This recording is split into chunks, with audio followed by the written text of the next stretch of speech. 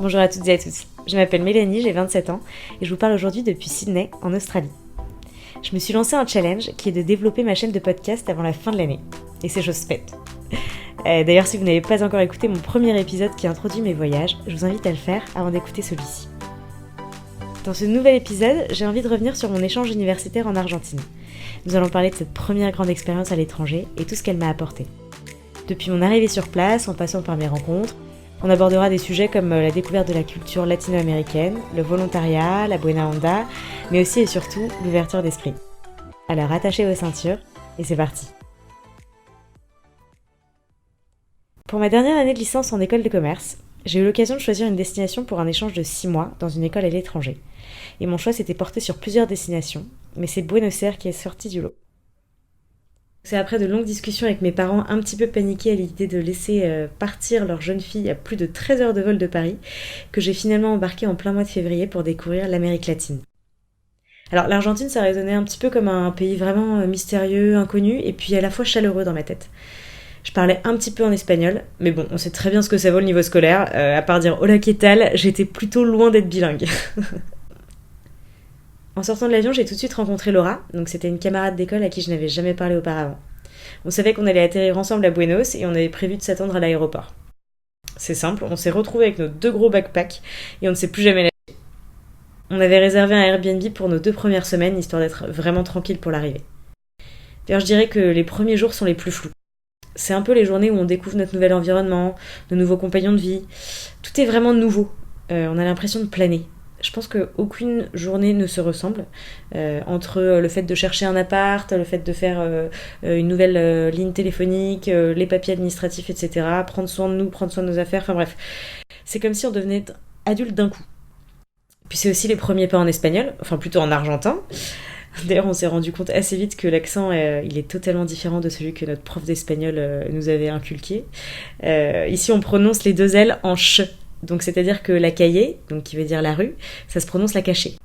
Alors je vous explique un peu le bordel que ça nous a fait dès les premiers jours, notamment pour expliquer nos destinations aux chauffeurs de taxi. C'était assez drôle. Et c'est vrai qu'on nous avait pas vraiment prévenu sur le fait que ce serait un accent différent.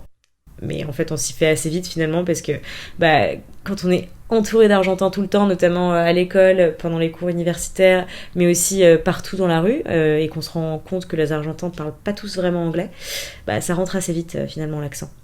Je pense que c'est d'ailleurs en essayant qu'on progresse. Enfin, faut pas avoir peur de la barrière de la langue. C'est vrai que c'est pas toujours facile quand on arrive dans un groupe d'Argentins de s'imposer ou de faire des blagues dans une langue qui n'est pas la nôtre, surtout quand on n'est pas certain de l'accent ou de la prononciation d'un mot. Mais moi, je pars du principe que si on décide d'aller vivre ailleurs, c'est aussi pour s'imprégner pleinement de la culture sur place, et ça passe en premier lieu par la langue. Ça m'est arrivé tellement de fois de me faire mal comprendre, ou alors de faire une blague et d'être la seule à rigoler. Enfin, ce genre de moment de solitude où t'essayes de trouver une expression équivalente sur Google Traduction, mais ça marche pas toujours. Ouais, ça m'est arrivé plein de fois. Mais je pense que c'est comme ça qu'on apprend aussi. Alors pour les petites tips, je vous avoue que j'ai appris rapidement l'espagnol en traduisant des musiques. Alors je vais pas vous mentir, il y a pas mal de musique reggaeton que j'ai traduit, mais bon, j'assume.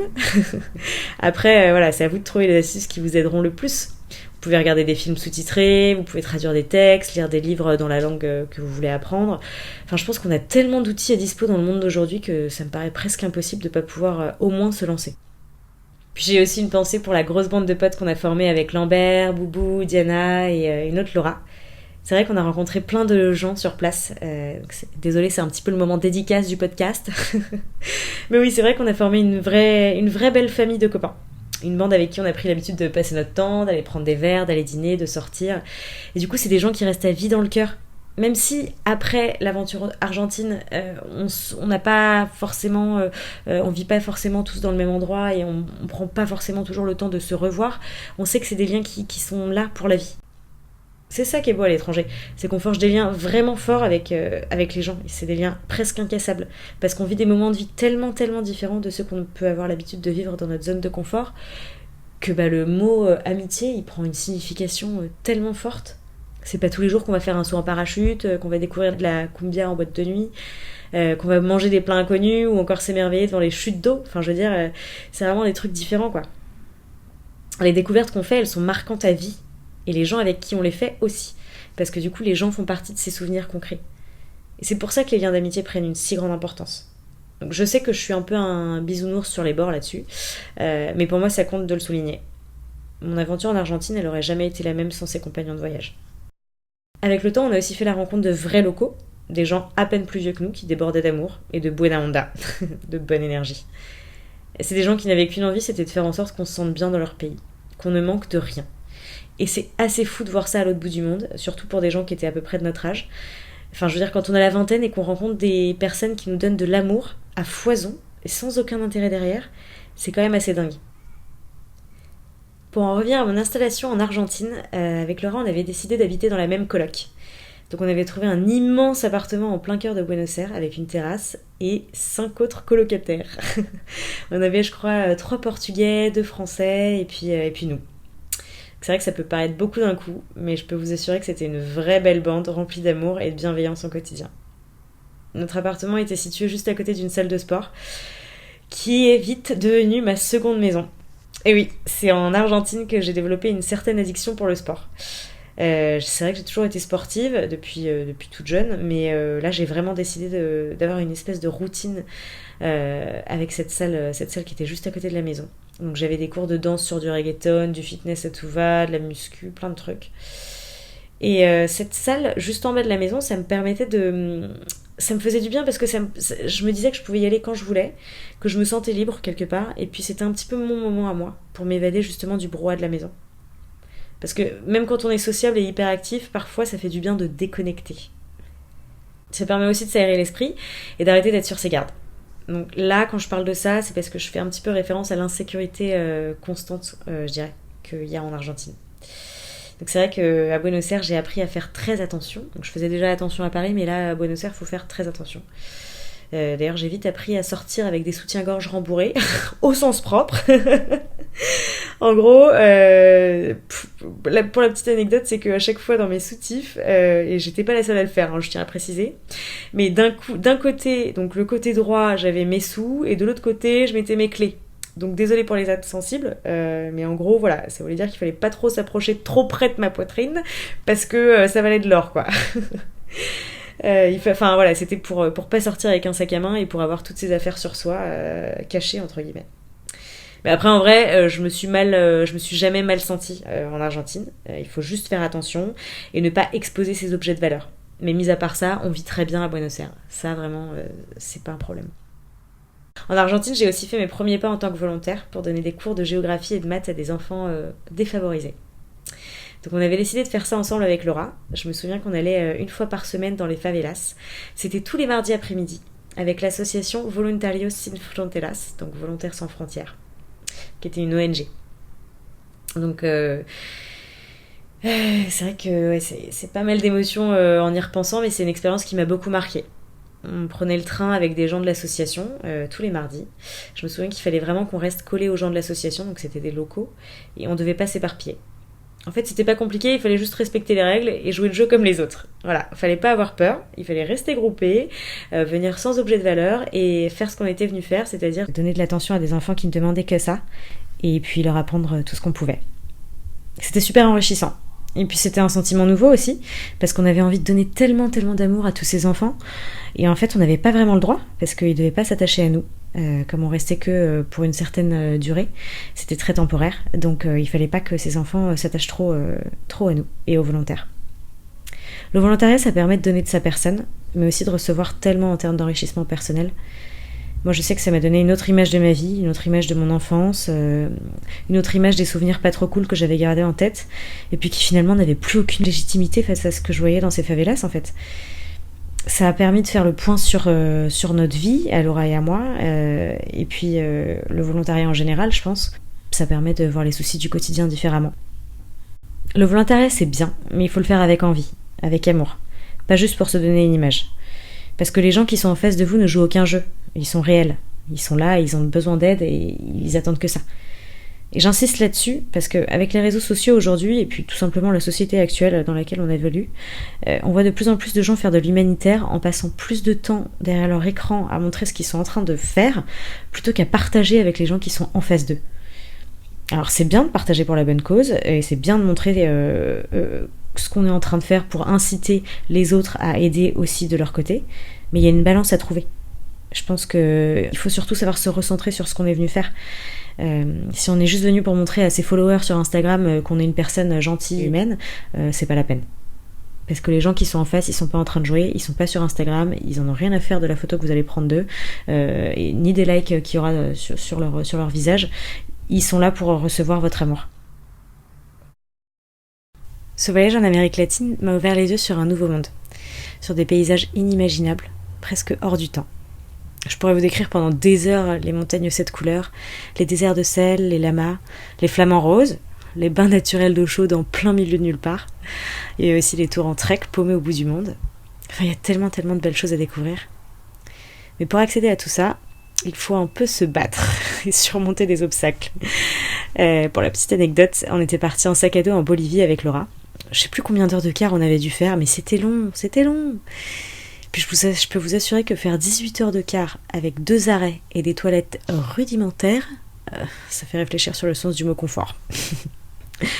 D'ailleurs, arrivé sur place, on avait dû prendre un petit autocar avec des locaux pour arriver dans la ville d'où partaient les treks pour faire le fameux grand désert de sel, en Bolivie. On nous avait annoncé 6 heures de car qui se sont transformées en 12 heures de route. D'ailleurs, il n'y avait pas de route, qu'on se le dise. Je sais même pas sur quoi on roulait d'ailleurs, c'était vaste. Et puis c'était la nuit noire, avec un chauffeur à moitié bourré, des gens assis les uns sur les autres. Enfin, comment vous dire ? J'ai vraiment cru qu'on allait y passer ce soir-là. Et pour de vrai. Ce soir-là, j'ai eu très peur. Genre la peur intense qui vous prend au bide et qui ne part pas, même si vous essayez de vous répéter que ça va aller. Je me souviens que j'avais même mon téléphone dans les mains. C'était le téléphone, le mini frigo, vous savez, sur lequel il y a Snake, sans internet, parce qu'on n'avait emporté aucun objet de valeur. J'avais écrit un texto à mes parents pour leur dire « Je vous aime ». Le genre de message super rassurant, qui de toute façon n'aurait jamais pu être envoyé en plein désert, parce qu'on n'avait pas de wifi, on n'avait rien du tout. J'avais juste prévu d'envoyer ce message. Avec Laurent, on s'est soutenus comme on pouvait. On s'en est finalement bien sortis puisqu'on est arrivé en plein milieu de nulle part à 4h du matin, mais genre vraiment paumé de chez paumé. Et il y a un monsieur qui s'est approché, un monsieur qui est sorti du car et qui s'est approché pour nous guider vers un hôtel. C'était le seul hôtel en plein milieu de je ne sais où, avec une chambre à partager avec 3 autres locaux et des toilettes sans chaise d'eau. Je vous laisse donc à votre imagination pour les détails. Enfin bref, ça nous a bien forgé et préparé pour la suite, parce que ça, vous voyez, on vous le montre pas ça sur les réseaux sociaux. Ça, on vous le montre pas derrière la photo Instagram en plein désert de Bolivie. Donc c'est bien beau les paysages, tout ça, mais pour y arriver, c'est un vrai périple. En tout cas, je peux vous dire qu'après tout ça, vous l'appréciez vraiment, le paysage. Et alors le jour où vous rentrez chez vous, la moindre salle de bain propre vous apparaît comme un luxe incroyable. Si c'était à refaire, je referais tout de la même manière. Parce que si tout était facile, ce serait pas drôle. Et surtout, ce serait pas aussi inoubliable. Alors je vous passe pas mal de détails, parce que c'est un voyage que je vous invite à faire et qui est différent pour chacun. Mais c'est ce que j'aime dans les destinations, où l'aventure est un mot qui prend vraiment tout son sens. Comme vous avez pu le comprendre, ces 6 mois en Amérique latine m'ont fait prendre au moins 5 ans dans la tête, je pense. Je suis devenue plus débrouillarde, plus ouverte sur le monde, plus à l'écoute de moi-même, de mes peurs, et puis aussi plus à l'écoute de mon instinct. D'ailleurs, c'est un peu ça qu'on développe quand on est à l'autre bout du monde, sans réseau, sans sécurité. C'est un peu l'instinct de survie. Alors c'est vrai que ça fait un peu too much dit comme ça, on n'est pas dans un film non plus, mais voilà, c'est vrai qu'il y a des situations dans lesquelles on se sent vraiment seul et qu'il faut vraiment savoir s'écouter pour savoir quoi faire.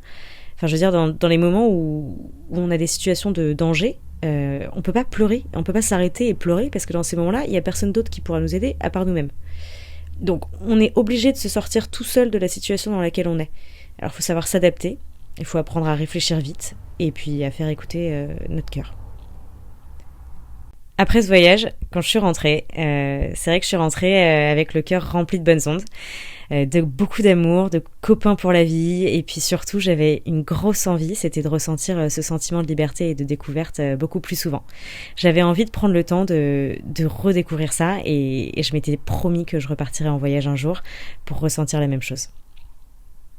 Partir en voyage, ça m'a permis de faire le point sur moi. Et puis en général, voilà, ça permet de faire le point sur soi, sur sa vie, de prendre de la hauteur sur plein de choses, prendre de la hauteur sur ses problèmes, de grandir, de comprendre aussi, des choses qu'on n'a pas forcément voulu comprendre avant. Du haut de mes 20 ans, moi, ce voyage m'a permis d'apprendre à pardonner, à dépenser mon énergie dans d'autres choses que de l'énervement ou de la rancœur. C'est vrai qu'à l'époque, j'avais pas mal de soucis à la maison. Et j'avais quitté tout ça en partant, justement, pour cet échange universitaire. Et le fait d'être loin des soucis, ça permet de les voir d'une autre manière, de prendre du recul et de prendre justement ce recul nécessaire pour comprendre les choses autrement. Quand on regarde d'un peu plus près le monde autour de nous, on peut se rendre compte à quel point parfois on se prend la tête pour des broutilles. Alors oui, c'est vrai, on a le droit de pas être bien, et il faut pas toujours se comparer aux autres, etc., etc. Mais parfois c'est aussi bien de prendre conscience de la chance qu'on a et de se dire qu'en fait, c'est pas si grave, et que tout va bien. Alors le conseil que j'ai envie de vous donner, il est un peu basique et logique, mais c'est vrai qu'on le répète pas assez, mais si vous avez une baisse de morale ou de motivation, rappelez-vous simplement de la chance que vous avez d'être en bonne santé, d'avoir un toit, d'avoir de quoi manger, d'avoir des amis, une famille, d'être entouré d'amour. C'est super important. Et c'est super important de se le redire. Parce que parfois on a l'impression que les choses sont acquises et du coup on se repose un peu sur nos lauriers et puis on se plante de la moindre petite chose. Il suffit qu'on aille à l'autre bout du monde, il suffit qu'on fasse du volontariat, il suffit qu'on voit quelque chose de différent, qu'on sorte de notre zone de confort pour prendre conscience. Je trouve ça parfois dommage. Mais si c'est la seule façon pour justement vous rendre compte que vous avez une chance inouïe d'avoir tout ce que vous avez, faites-le. Mais le voyage, c'est pas que pour ça. C'est vraiment pour s'enrichir soi, personnellement. J'utilise beaucoup ce mot, s'enrichir. Je parle vraiment pas de compte en banque. Je parle vraiment de l'enrichissement personnel. Et pour moi, c'est une expression très très forte qui a énormément de signification. Et qui pour moi a un sens très profond dans ma vie et je pense que ça a un sens très très profond dans la vie des voyageurs. J'espère que ce podcast vous aura donné envie de partir à l'aventure en tout cas, que ce soit en Argentine ou ailleurs en Amérique latine, ou ailleurs dans le monde d'ailleurs. J'espère vraiment que ça va vous donner envie de vous ouvrir sur le monde extérieur, sur les gens et puis sur plein d'autres choses. Ouvrez votre cœur, donnez des sourires et vous verrez que vous serez jamais déçus. À bientôt! J'espère que mon histoire vous a plu. N'hésitez pas à me faire vos retours. C'était vraiment une grande première pour moi. Bon, et puis la suite, vous la connaissez. Si vous aimez ce podcast, n'hésitez pas à le partager et à me mettre un petit like. Merci!